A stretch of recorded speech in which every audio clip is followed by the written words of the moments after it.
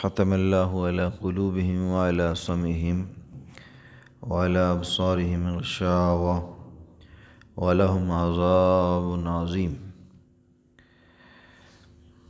اللہ تعالیٰ نے ان لوگوں کے دلوں پر مہر کر دی اور ان کے کانوں پر مہر کر دی اور ان کی آنکھوں پر گٹا ٹوپ اندھیرا۔ وَلَهُمْ عَذَابٌ عظیم، اور ان کے لیے دردناک عذاب ہے۔ کن لوگوں کے لیے؟ ان کی بات ہم کر رہے تھے کہ کل اللہ تعالیٰ نے ارشاد فرمایا کہ اب اللہ نے دل بندوں کے خود بنائے ہیں۔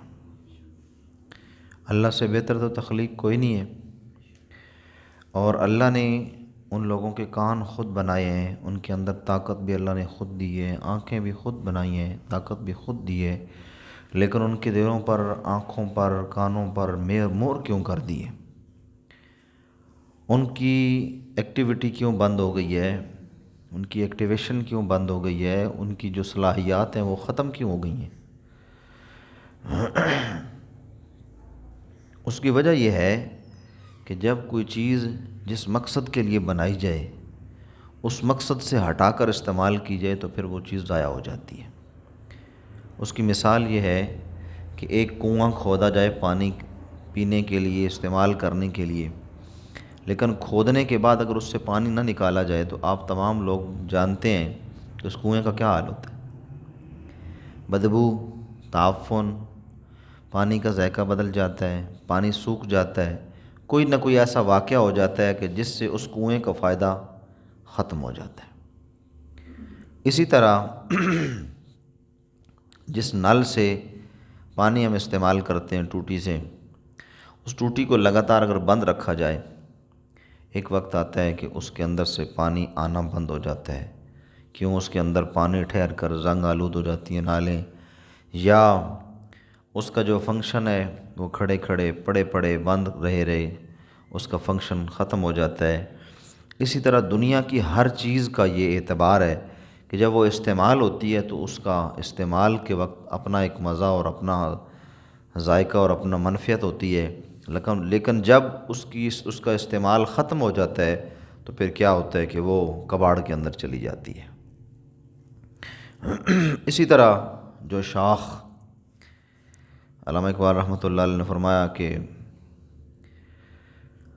پیوستہ رہ شجر سے امید بہار رکھ، جو شاخ درخت سے جڑی رہتی ہے اس کے اوپر خزاں بھی آتی ہے اور بہار بھی آتی ہے بات کہ نہیں؟ کبھی سوکھتی ہے، کبھی پھر پھوٹتی ہے، پھر سوکھتی ہے، پھر پھوٹتی ہے، کبھی جو ہے وہ درختوں کے، پرندوں کے لیے سایہ بنتی، یعنی نیچے رہنے والوں کے لیے سایہ بنتی ہے، اوپر بیٹھنے والوں کے لیے گھونسلہ بن جاتی ہے جی، فائدہ ہی فائدہ ہوتا ہے۔ جب وہ سوکھ جاتی ہے تو پھر کیا ہوتا ہے کہ لکڑہارا، لکڑی کاٹنے والا جا کر اس شاخ کو کاٹ کر ایندھن بنا دیتا ہے۔ ایسا ہی ہے۔ اس پر ایک حدیث پاک ہے کہ نبی پاک علیہ الصلوۃ والسلام نے ارشاد فرمایا، جب کوئی درخت کی شاخ سوکھی ہوتی ہے تو اس کو یہ نہ سمجھا کریں کہ وہ خود سوکھ گئی ہے۔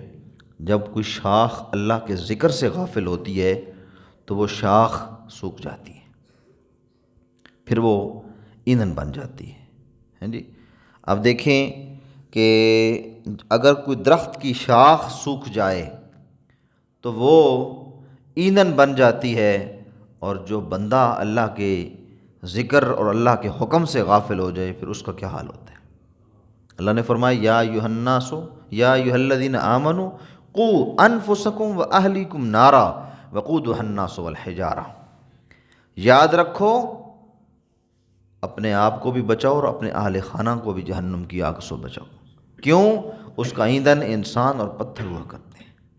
جب کوئی نہیں بچائے گا تو پھر اللہ ختم اللہ علی قلوبہم، اس کے دل پر مہر کر دے گا، اسے پھر کسی کی کوئی بات سمجھ نہیں آئے گی۔ اچھا، آپ نے دیکھا ہوگا کہ کئی گنگے بہرے بڑے نمازی ہوتے ہیں، گنگے بھی ہوتے ہیں، بہرے بھی ہوتے ہیں، لیکن ان کو تڑپ ہوتی ہے۔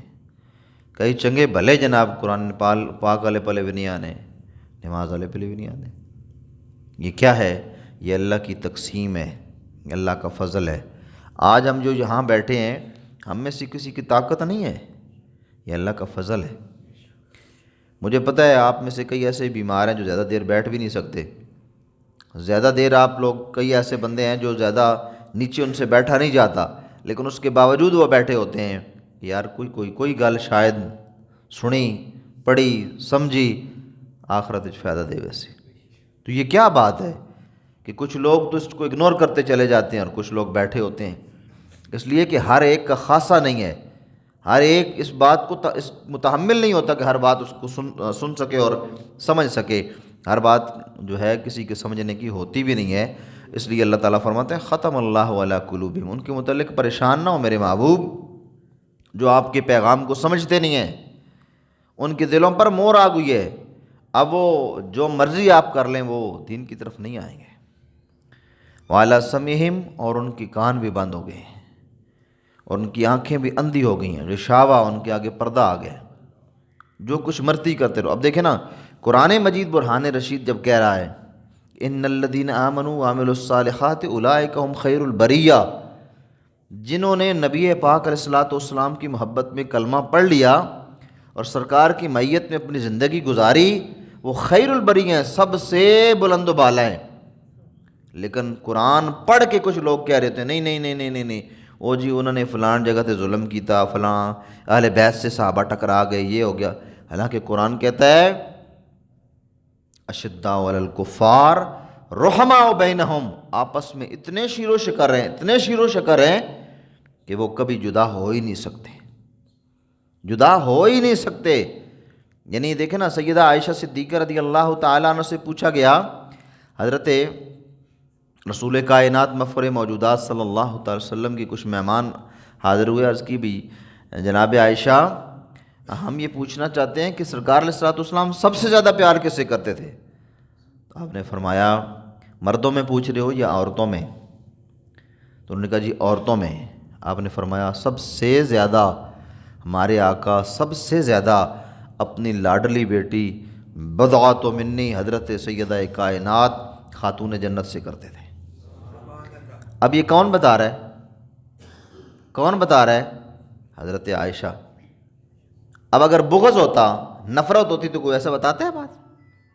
یہ محبت کی بات ہے نا، کتنا کھلا دل ہے۔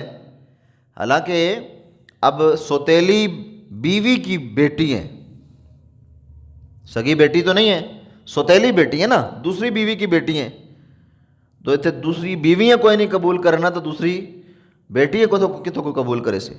لیکن آپ نے فرمایا سب سے زیادہ عورتوں میں نبی پاک اگر کسی سے پیار کرتے تھے تو حضرت سیدہ کائنات ہیں۔ اچھا جناب والا، اب اگر آپ بتا دیں کہ مردوں میں، تو آپ نے فرمایا ان کے شوہر نامدار حضرت علی سے۔ حالانکہ خود نبی پاک علیہ الصلوۃ والسلام نے فرمایا میں کائنات کے ہر بشر کا اجر دے چکا ہوں، اور صدیق اکبر وہ ہے جس کا اجر میں اور میرا خدا کل قیامت میں دیں گے۔ اس کی اس امت پر اتنے احسانات ہیں۔ اور پھر جناب علی رضی اللہ تعالیٰ سے پوچھا گیا، اب دیکھیں نا لوگ کتنا ورغلاتے ہیں ہمیں، جناب علی سے پوچھا گیا کہ اس کائنات میں انت اسد اللہ الغالب غالب علی کل غالب، اللہ نے آپ کو اسد اللہ بنایا ہے اور آپ ہر چیز پر غالب ہیں، بتائیے کہ اس کائنات میں سب سے زیادہ بہادر کون ہے؟ من اشجع الناس، کائنات میں انسان مومنوں کی بات ہی نہیں ہے، ساری کائنات میں بعد از انبیاء سب سے بڑا شجاعت والا کون ہے؟ آپ نے فرمایا میں تمہیں بتاتا ہوں کون ہے۔ اب سوال کرنے والا یہ سمجھ رہا تھا کہ شاید جناب علی فرمائیں گے میں، تو آپ نے فرمایا ہم سب میں سب سے بڑا اشجع الناس فی الخلق فی الناس سیدنا صدیق اکبر۔ اب دیکھیں جناب علی فرما رہے، مطلق حدیث پاک ہے۔ اب جناب علی رضی اللہ تعالیٰ عنہ وکرم اللہ وجہہ الکریم خود ارشاد فرما رہے ہیں، اب اگر بغض ہوتا تو یہ سی باتیں ہوتی ہیں۔ اب اسد اللہ الغالب سے کون پوچھے؟ امام جعفر الصادق رضی اللہ تعالیٰ عنہ آپ سے نا السلام اللہ علیہ، آپ سے ایک دن ایک بندہ آپ کے زمانے میں فتویٰ لینے آ گیا، اس نے کہا جناب ذرا فتویٰ تو دیو بھائی کی آخنے ہو بھائی عمر ابو بکر عمر نے متعلق تو کی خیال ہے؟ تو ان پہلے یا حضرت علی پہلے؟ آپ نے فرمایا تمہیں پتہ ہے میں کس کا بیٹا ہوں؟ اس نے کہا جی تسی مولا کائنات نہیں اولاد ہو، علی المرتضیٰ نے بیٹے ہو، شیرہ نے شیر نے پتر ہو، تو میں تساں نہ جاننا تائیں تساں کو لایا نا۔ آپ نے فرمایا جب تو میرے باپ کو شیر خدا مانتا ہے تو شیر خدا کسی سے گھبراتا ہے؟ نہیں۔ آپ نے فرمایا اگر میرے باپ کو میرے نبی علیہ الصلوۃ والسلام نے یہ کہا ہوتا کہ تو ابو بکر و عمر سے افضل ہے، تو اللہ کی عزت کی قسم ہے میرا باپ ابو بکر و عمر کو گلے میں کپڑا ڈال کے گلی میں گھسیٹتا اور ہٹا کے ممبر سے خود ممبر پہ بیٹھتا، لیکن ساری زندگی میرے باپ نے یہ کہا کہ ابو بکر امامنا و عمر امامنا و عثمان امامنا، یہ ہمارے امام ہیں جن کو میرے نبی نے میرا امام بنایا، میں بھی ان کو امام مانتا ہوں۔ یہ ہے ختم اللہ علیہ کو۔ جن کو یہ بات سمجھ نہ آئی، قرآن کہتا ہے گھبرانے کی ضرورت نہیں ہے۔ انذرتہم ام لم تنذرہم لا یؤمنون، محبوبہ ان کو بات سمجھ آنی نہیں ہے، آپ ان کو ڈرائیں یا نہ ڈرائیں، وہ ایک جین انہوں نے پٹھا پاسا بھی کہا تو سیدھا پاسا بھی کہا، انہوں نے پاسا ہی کوئی نہیں، انہوں کی گل نہیں سمجھنی۔ اس واسطے ختم کیوں نہیں سمجھیں گے؟ ختم اللہ علی قلوبہم، اللہ نے ان کے دل پہ مہر کر دی، انہیں حق سمجھ نہیں آنا۔ آپ دیکھیں کئی ایسے لوگ ہیں اولیاء کرام کاملین کی صفوں میں، کئی ایسے لوگ ہیں ان کا باپ مجوسی، ماں آگ پرست، بیٹا توحید پرست، اللہ ہے نا جی۔ اور اسی طرح کئی ایسے لوگ ہیں جو خود بہت بڑے ولایت کے مقام پر فائز، اولاد نالائق نکل گئی۔ حضرت نوح علیہ السلام کا بیٹا کنعان، اب اس پہ جناب نوح پر کوئی گلہ ہے؟ پوری امت میں سے کسی بندے کا جناب نوح پر کوئی گلہ نہیں ہے، کسی امت نے جناب نوح پر نہیں شکوہ کیا۔ کیوں؟ کہ آپ نبی تھے جی، آپ کا بیٹا جو ہے وہ نافرمان نکلا۔ کیوں بھئی؟ جناب نبی علیہ الصلوۃ والسلام، جناب نوح کا اس میں کیا غلطی ہے اگر کوئی بیٹا غلط نکل آتا ہے تو؟ اسی طرح حضور علیہ الصلوۃ والسلام کے غلاموں، جو مقام صحابیت ہے یہ اللہ کے قرآن نے مطلق سمجھایا ہے، ان الذین آمنوا وعملوا الصالحات اولئک هم خیر البریہ، وہ سارے کے سارے حق پر ہیں، ان میں سے کوئی بھی کمزور نہیں ہے۔ اگر کمزور ہوتا تو میرے نبی پاک علیہ الصلوۃ والسلام نکال کے باہر پھینکتے۔ اب نبی پاک کی شک زندگی پر شک کرنا، دیکھیں نا، مثال کے طور پر اگر کوئی بندہ کسی کی تعریف کرتا رہے اور کہ نہیں وہ بڑا بندہ چنگا ہے، لیکن اس کا جو نوکر ہے نا وہ بڑا گندا ہے، وہ نوکر چرسی ہے جی، بھنگی ہے جی، آپ وہ بڑے نمازی جی، تہجد گزار ہیں جی، نوکر جو ہے وہ بڑا چور ہے جی۔ اب جی ہم نے ان کو بتایا بھی ہے، ان کو ثبوت بھی دیا ہے، ان کو سب کچھ پتہ ہے، پھر بھی چپ کر کے بیٹھے ہیں۔ اب اس کا مطلب ہے کہ مالک اور نوکر آپس میں کوئی گڑ مڑتا ہے نا جی۔ جب آپ کسی کے نوکر کے اوپر ہاتھ ڈالتے ہیں، غلام پر ہاتھ ڈالتے ہیں، تو وہ ہاتھ نوکر کے غلام کے گلے میں نہیں ہوتا، خود آقا کے ہاتھ میں ہوتا ہے۔ میرے محبوب علیہ الصلوۃ والسلام نے فرمایا من سب اصحابی سبانی، جس نے میرے صحابی کو گالی دی اس نے میرے صحابی کو نہیں، مجھے گالی دی، اور جس نے میرے صحابہ کو برا بھلا کہا اس نے میرے صحابہ کو نہیں، مجھے برا بھلا کہا۔ اس لیے قرآن کی اور حدیث کی نص سے یہ ثابت ہے کہ نبی پاک علیہ الصلوۃ والسلام کے صحابہ کسی حالت میں بھی نبی علیہ الصلوۃ والسلام سے دور نہیں ہیں اور نبی علیہ الصلوۃ والسلام کی منکر نہیں ہیں۔ اس کی مثال یہ ہے کہ فتح مکہ کے موقع پر جب نبی علیہ الصلوۃ والسلام نے عام معافی کا اعلان فرمایا تو اس دن بھی آپ نے فرمایا فلاں فلاں فلاں منافق، اگر وہ کعبے کی دیوار کے ساتھ بھی غلاف کے اندر بھی لپکے ہوں تب بھی ان کو قتل کر کے لے آؤ میرے پاس، باقی سب کو عام معافی۔ اب نبی پاک علیہ الصلوۃ والسلام سے بڑھ کر تو دین کو نہ سمجھنے والا۔